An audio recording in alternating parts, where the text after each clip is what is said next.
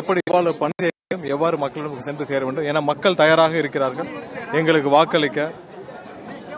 2026 தேர்தல் கண்டிப்பாக தமிழகத்துக்கு மட்டுமல்ல இந்தியாவிற்கே ஒரு எடுத்துக்காட்டான ஒரு தேர்தலாக இருக்கும். 2026 மே மாதம் எங்களுடைய தலைவர் முதலமைச்சராக பதவியேற்கும் நிகழ்வை தமிழக மக்கள் அனைவரும் எதிர்நோக்கி காத்திருக்கிறார்கள். அடுத்த வருடம்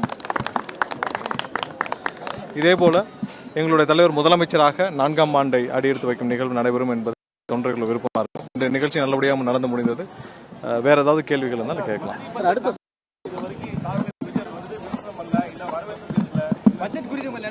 அதாவது ஒட்டுமொத்தமாக எங்களுடைய நிலைப்பாடு என்னன்னு சொல்லியாச்சு. இந்த பட்ஜெட் தமிழக மக்களுக்கு எதிரான ஒரு பட்ஜெட். தமிழக மக்களுக்கு இதில் எந்த விதத்திலும் இது நன்மை தரக்கூடிய பட்ஜெட்டாக இது இல்லை. இந்த பட்ஜெட்ல ஒன்றிய அரசு தாக்கல் செய்த இந்த பட்ஜெட்ல தமிழக மக்களுக்கு, அதாவது தமிழக மக்களுடைய பெரும்பாலான மக்களுடைய நிதி ஆதாரங்கள் 80% MSME செக்டார்ஸ். MSME செக்டார்ஸ்க்கு போன வருஷம் ஒதுக்கின நிதியை விட போன வருஷம் 23 கோடியாக ஒதுக்கியிருந்த ஒன்றிய அரசு இந்த வருஷம் 10,000 கோடி தான் ஒதுக்கியிருக்காங்க. 10,000 கோடிங்கிறது தமிழகத்தில் இருக்கிற MSME செக்டார்ஸ்ல அது அதிகமாக இருக்கிற செக்டார்ஸ்க்கு எதுவுமே இல்லை. தமிழகத்தில் அதிகமான சாலை வசதிகளும் கிடையாது. ட்ரெயின் பாதைகளும் அதிகமாக அமைக்கப்படவில்லை. அதுக்கான எந்த உறுதியும் கொடுக்கப்படவில்லை. ஒட்டு மொத்தமாக தமிழக வளங்களை திருடக்கூடிய ஒரு பட்ஜெட்டாக இருக்குது. ஏன்னா தாது மணலுக்கு கேரிடர் அமைக்கிறேன்னு சொல்லியிருக்கிறாங்க. அது எந்த காலத்திலும் தமிழகம் வளங்களை கொள்ளையடிப்பதற்கு மட்டுமே ஒரு கேரிடர் அமைப்பதாக சொல்வதை நாங்கள் கண்டிப்பாக ஏற்றுக்கொள்ள மாட்டோம். தமிழகத்தில் ஒரு பகுதியை மிலிட்ரி கேரிடராக, அதாவது மிலிட்டரி கேரிடராக ஒரு 6-7 வருஷத்துக்கு முன்னாடியே ஏற்கனவே அறிவித்தெஞ்சார் ஒன்றிய பிரதமர்.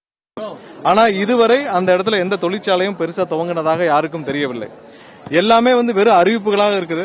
இதுவரை வரி குறைப்பு சம்பந்தமாக எதுவுமே இல்லை. வரி குறைப்பு, GST வரி குறைப்பு சம்பந்தமாக எதுவுமே இல்லை. அத்தியாவசிய தேவைகள் நிறையா இருக்குது. மூலப்பொருட்கள் விலையை ஒவ்வொரு நாளும் உயர்ந்து கொண்டே போகிறது. ஒவ்வொரு நாளும் விலைகள் மாறி மாறி நிர்ணயிக்கப்படுகிறது.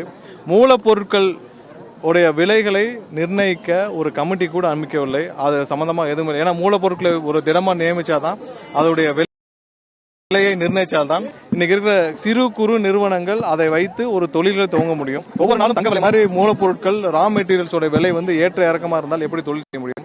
எந்த விதமாக ஒரு அடிப்படை மக்களுடைய வாழ்வாதாரத்திற்கும் மக்களுடைய முன்னேற்றத்திற்கும் ஏற்ற பட்ஜெட்டாக இது இல்லை என்பது எங்களுடைய கருத்து. நாங்கள் எங்களுடைய தலைவர்